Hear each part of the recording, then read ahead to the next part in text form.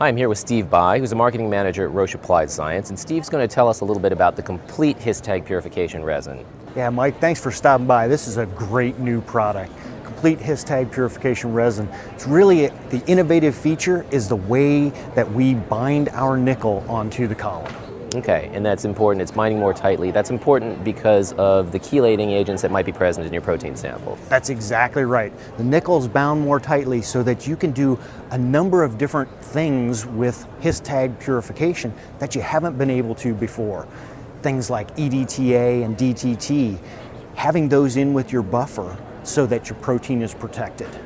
And you want those agents in there because you want to make sure that your proteases aren't active. Exactly. EDTA is a metalloprotease inhibitor, and so you use that to protect your protein, to keep it from being chopped up by the protease.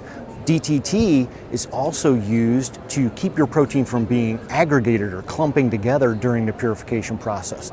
So being able to use those means that you're getting intact, non-chopped up, and fully functional proteins that are ready to go. And then you also don't have to spend the time worrying about removing the EDTA and DTT from your sample. That's exactly right. There's no kinds of buffer exchanges that are needed because you're able to use the optimized buffer for your protein, not a buffer that's dictated by the resin. So whatever your protein needs, you can use that with our resin because that nickel's bound tightly and it's not going to be stripped off. Interesting. So, and the proteins that are coming off of this are pretty standard? I mean, it's just a standard His Tag purification system? Yeah, standard His Tag proteins. We've seen that 6, 10, or 14 His residues are fine to be used with this. And the applications that customers are using are like protein crystallography and protein-protein interaction. But while I'm talking about applications, you know, a lot of people want to purify secreted proteins, proteins that are secreted into the culture media. Well, because the nickel's tightly bound, you can dump that culture media right over the column. It's not going to strip off the nickel. A lot of times we've found that the culture media has some unknown components that tend to strip those that metal off the column, and you won't be able to purify it. Not with ours.